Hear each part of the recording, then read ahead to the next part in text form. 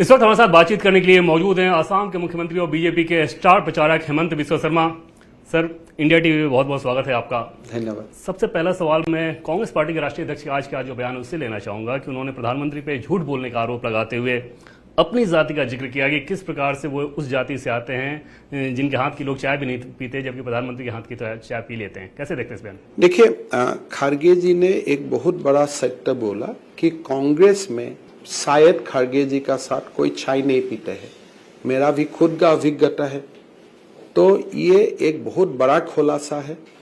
BJP में तो माहौल नहीं है, लेकिन हो सकता है खड़गे जी तो जीवन भर कांग्रेस में ही रहा, तो हो सकता है कि खड़गे जी कभी राहुल जी ने खड़गे जी को कभी चाय नहीं पिलाए एक ही टेबल में।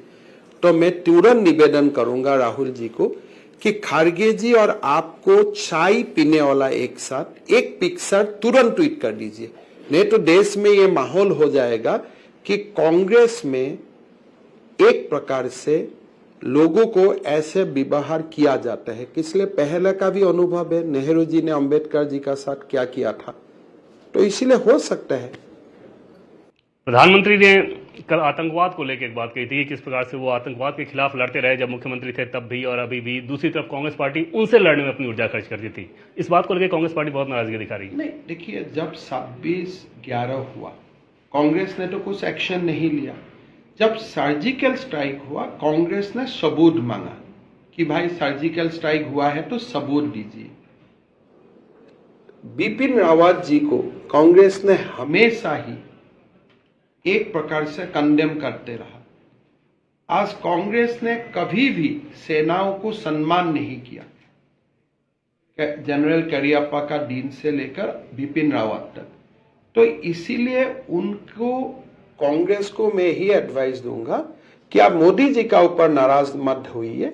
आप अपना आपका चेहरा एक बार आईना में देख लो, और जिंदगी में सर्जिकल स्ट्राइक जैसा जब कांड होगा, अगर हो तो प्रूफ मांगने का दुस्साहस मत करो। आतंकवाद के लेके जो कांग्रेस पार्टी पे आप लोग आरोप लगाते हैं उसमें उनकी अक्षमता, कैपेबिलिटी की कमी दिखती है या इंटेंशन में कोई सवाल दिखता है? तुष्टीकरण का समस्या है। आज आपने दिल्ली में हुआ था एक्शन, तो कांग्रेस ने किसका साइड लिया? तो ये कांग्रेस का समस्या जो होता है ये इनएफिशिएंसी का नहीं है। कांग्रेस का समस्या है कि मैं तुष्टीकरण का राजनीति मेरा प्राथमिकता है, तो इसीलिए संतरास का खिलाफ, टेरर का खिलाफ सख्त एक्शन लेने में मेरा पॉलिटिकल विल नहीं है। सेना तो एक ही था, लेकिन कांग्रेस का यही था कि आप अगर एक्शन ले लेगा, पाकिस्तान में बम आप गिराएगा, तो शायद यहां में मेरा समस्या हो जाएगा। जो इंडिया भारत पाकिस्तान इंडिया खेल समाप्त होने में जो लोग पाकिस्तान जिंदाबाद करता है, शायद वो लोग मेरा ऊपर नाराज हो जाएगा। 2002 दंगों को लेकर गृहमंत्री अमित शाह ने जो कुछ कहा उससे कांग्रेस पार्टी भी नाराज थी, ओवैसी बहुत नाराज थे कि वो एक नरसंहार था, उसको लेकर गृहमंत्री इस तरह की बात कर रहे हैं। देखिए, गृहमंत्री जी ने एकदम हकीकत बात बोला है कि 2002 से शुरू हुआ जो कालखंड है, वही कालखंड में गुजरात देश का एक मॉडल स्टेट होके उभारा। कर्फ्यू खत्म हो गया, रायत खत्म हो गया, हिंदू मुसलमान समस्या खत्म हो गया। तो इसीलिए 2002 वाज द टर्निंग अराउंड का, जो एक टर्न अराउंड का ईयर था गुजरात के लिए। 2002-3 साल वही कालखंड था। तो इसीलिए गृहमंत्री जी ने जिक्र किया और लोगों को एहसास दिलाया। देखो, 2002 का पहले क्या गुजरात था, 2002 का बाद कौन सा गुजरात उभर के आया। 2002 दंगों को कैसे देखते हैं आप लोग? जैसे क्योंकि हर बात पे आप खुल के बोलते हैं, 2002 दंगों का रीडिंग क्या है? एक 2002 का दंगों मैं कैसे देखता हूँ इम्पोर्टेंट बात नहीं है, इसलिए जुडिशियरी ने सीरीज ऑफ जजमेंट हुआ है। जुडिशियरी ने यह पूरा क्लियर करके बोल दिया कि प्रधानमंत्री जी से कैसा प्रयास हुआ था। तो इसीलिए दंगों का जो डिबेट है वो कोर्ट का प्लेटफॉर्म में है। न्यायपालिका ने जो भी न्यूट्रली जो भी जजमेंट देना है वो दे चुका है, and these are matter of records. मदरसों को लेके आपको क्या समस्या है? क्यों आप चाहते हैं कि? देखिए, मेरा मन यही है कि एक बालक को बचपन में आप मदरसा में मत डालिए। इसलिए अगर वो मद्रासा में चला गया फिर तो डॉक्टर, इंजीनियर, प्रोफेसर, पायलट नहीं बन सकता है। 16 साल तक उनको नॉर्मल एजुकेशन करवाइए। 16 का बाद अगर उनको कोई मन है कि नहीं नहीं मैं कौम का शिक्षा लूंगा, मद्रासा शिक्षा लूंगा, आप जरूर भेजिए। लेकिन 16 तक पिता माताओं को उनको मद्रासा में भेजना नहीं चाहिए। देश में madrasa education should not be there for below 16 years of age. 16 साल से कम उम्र के लोगों के लिए मदरसा बंद कर देना चाहिए। 100% बंद करना चाहिए। लोगों का सपना चकनाचूर हो जाता है। जो आप मद्रासे में जाइए, इतना ब्राइट बच्चे हैं, लेकिन उनको मन में ही है कि हमको जुनाब होना है, इमाम होना है। इसलिए उनसे जो उनका एक डॉक्टर, इंजीनियर का होने का जो सपना है वो बचपन से ही उनसे छीन लिया जाता है। आफ्ताब श्रद्धा को लेके भी चर्चाएं बहुत हो रही हैं। वो एक क्राइम का मामला था या उसके पीछे कुछ और वजह? देखिए, इसमें इसका पीछे तुष्टीकरण है। आज जब श्रद्धा जी ने पहले मुंबई पुलिस में इंफॉर्मेशन डाला कि मुझको आफ्ताब मार देगा, वो एफआईआर विड्रॉ कैसे हुआ आप भी जानते हैं। एक बार अगर थाने में एक एफआईआर दर्ज होता है, उसका समाप्त या तो फाइनल रिपोर्ट का जरिए होना पड़ेगा या तो चार्जशीट का जरिए होना पड़ेगा। केस विड्रॉ करने का किसी का अधिकार नहीं होता है। तुष्टीकरण का राजनीति था, लाभ जिहाद था, उनका खिलाफ तुष्टीकरण का कारण आपने काम नहीं किया और आपने परिणाम देखा। लव जिहाद आपको लगता है बड़ी समस्या है राष्ट्रीय स्तर? बहुत बड़ा समस्या है। हम तो असम में रहता हूं, हर दिन हम लोग ये समस्या को फेस करना पड़ता है। आप फेसबुक में कोई अलग नाम रखो, जब आप बेटी आपका करीब में आ जाते हो, जब वो वहां से बाहर होने का स्थिति नहीं रहते हैं, तब आप बोल दो मेरा नाम यही है। वो तो डेली हम हर दिन एक केस से हम लोग का लड़ना पड़ता है। असम में हर दिन ऐसा केस रजिस्टर होता है। Assam, Kerala, these are the real problem. Kerala High Court has mentioned about love jihad. राष्ट्रीय स्तर पर इसके लिए कोई कानून बनना चाहिए? मेरा खिलाफ में तो बहुत मेरा मस्कर मुझको पूछे तो बहुत सख्त कानून बनना चाहिए। एक चीज को लेकर बहुत चर्चा होती है कि जनसंख्या जिस प्रकार से बढ़ रही है उसमें खास तौर पे एक कम्युनिटी विशेष को लेकर बहुत सारे सवाल खड़े किए जाते हैं। आप क्या सोचते हैं, बीजेपी क्या? देखिए, उसका ऊपर मेरा राय थोड़ा सा अलग है कि शिक्षा, हेल्थ एजुकेशन, फाइनेंशियल इंक्लूजन, ये सब हम मुस्लिम महिलाओं को देश निर्माण में हमारा स्टेक होल्डर करना है। Muslim womens are your greatest companion in process of building nation. तब मुस्लिम महिलाओं को यूसीसी से मुक्त करिए, मुस्लिम महिलाओं को तलाक से मुक्त कीजिए। मुस्लिम माँ भी 2 ही संतान का जन्म देगा। आज उनका पास अधिकार नहीं है। They have become a instrument of exploitation. इसलिए आपका पास जनसंख्या का समस्या है। यूसीसी की आपने बात की, पहले उत्तराखंड अब गुजरात, इस बात को लेकर भी अपोजिशन का ये आरोप रहता है क्योंकि चुनाव का समय है इसलिए ये बातें कही जाती। ये गलत है।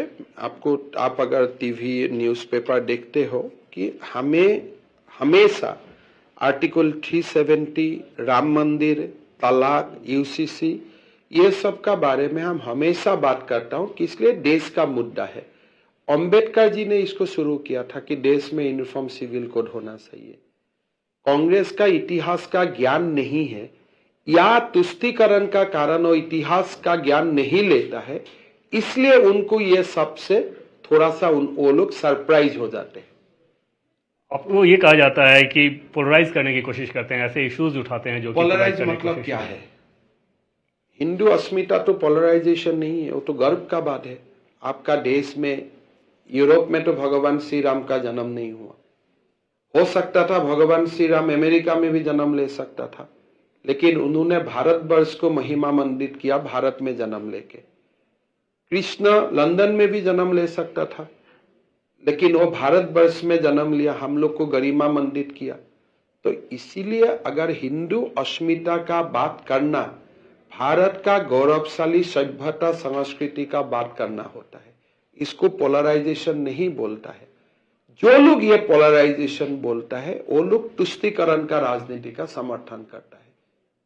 एक चीज कही जा रही है कि मुस्लिम वोट नहीं करते बीजेपी को। गुजरात में देखें तो आपने एक भी मुस्लिम कैंडिडेट भी नहीं दिया। इस नैरेटिव को आप लोग कैसे देखते हैं? और देखिए, जब मुस्लिम कार्यकर्ता बीजेपी का अंदर बन जाएगा टिकट भी मिलेगा। आज यूपी में मुसलमान मंत्री तो है, हमें तो असम में 20-25 मुसलमान पार्टी को हमने कैंडिडेट को टिकट देता है। गुजरात प्रदेश को भी जब ऐसा हुनहार कार्यकर्ता मिल जाएगा कैंडिडेट होगा, समय समय का बात है। लेकिन हमारा पार्टी में हिंदू मुसलमान को देख के उम्मीदवार नहीं दिया जाता है। लोग किसको चाहते हैं? Your representative should be the voice of the people. अगर मान लीजिए अहमदाबाद का लोग आपको नहीं चाहिए चाहते तो पार्टी आपको क्यों उम्मीदवार देगा? पार्टी को उनको ही उम्मीदवार देना है जो आपका क्षेत्र का लोग चाहते हैं। मैं ये नैरेटिव भी जानना चाहूंगा कि जैसे मुस्लिम वोट नहीं करते ऐसा बहुत सारे पॉलिटिकल एनालिस्ट कहते हैं, हकीकत पता नहीं क्या। आप लोग कैसे देखते हैं? पीड़ा होती है? देखिए, ये तो सच बात है। मैं असम का कॉन्टेक्स्ट में बोलता हूं कि मुस्लिम हमको वोट नहीं देते थे, लेकिन लास्ट पंचायत म्युनिसिपल चुनाव में काफी सारा इंडिजिनस मुस्लिम है स्टार्टेड वोटिंग फॉर बीजेपी। तो ये बहुत बड़ा कालखंड की बात नहीं है। प्रधानमंत्री मोदी जी का जो सबका साथ सबका विकास नीति है, मेरा लगता है कि थोड़ी ही दिन में आप सुनेगा कि हर प्रदेश में मुस्लिम माँ और बेटी बीजेपी को वोट देता है। कम से कम यूपी का वो अनुभव रहा, असम का अनुभव रहा कि अभी मुस्लिम माँ बहन बीजेपी को वोट देने का दिल में वो लोग का बहुत तमन्ना होता है, लेकिन एक्सप्लॉइटेशन का वो लोग शिकार है। जब भी अपना वोट देने का एनवायरमेंट उनका गांव में हो जाएगा, वो खाली बीजेपी को ही वोट देगा। सदुद्दीन वैसे ही मुस्लिमों को लेके बहुत ज्यादा सवाल खड़ा करते हैं कि आप लोग टारगेट करते हैं उस कम्युनिटी को, एक तरह से हाशिए पे डालते हैं, किनारे करते हैं। होता है वो थोड़े उनका पास मुस्लिम का ठिका होता है। अगर वो मुस्लिम का वो लीडर है तो उनको वो भी तो तलाक का खिलाफ बोलना चाहिए था। अगर वो मुस्लिम का लीडर है वो भी तो बोलना चाहिए था कि आज का दिन में मदरसा इज नो लॉन्गर रिलेवेंट। तो मेरा मन में मुस्लिम समाज का ओवैसी कभी भी लीडर नहीं है। He is the leader of a section of Muslim who believe in exploiting women. Rahul Gandhi के पॉलिटिक्स की बात करें, अभी भारत जोड़ो यात्रा कर रहे हैं, गुजरात में चुनाव चल रहा है, राजनीति का सबसे बड़ा खेल चुनाव होता है। खेल के संदर्भ में अगर इसको कैसे व्याख्या करना चाहिए? Rahul ji is a non playing captain. Tennis में होता है ना non playing captain. So Rahul ji will हमेशा ही विल पैड अप और ड्रेस करेगा, ग्लव्स पहनेगा, हेलमेट पहनेगा, लेकिन he will be in the dressing room, वो क्रीज में नहीं आएगा। ये बीजेपी को सूट करता है या आप लोग चाहते हैं कि देखिए, ये मुझको सूट करे ना करे, ये कांग्रेस के लिए एक दुख का बात है कि you will always get A non playing captain. आपका पास कभी प्लेइंग कैप्टन नहीं रहेगा।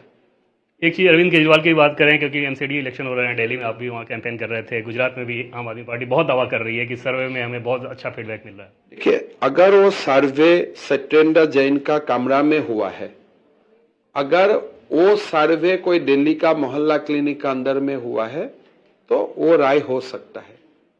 लेकिन अगर वो सर्वे कोई एम्स में हुआ होगा, कोई मल्टी स्पेशलिटी हॉस्पिटल में हुआ होगा, अगर वो सर्वे दिल्ली और गुजरात का धरती में हुआ होगा, तब तो बीजेपी को ही दिखाई देगा।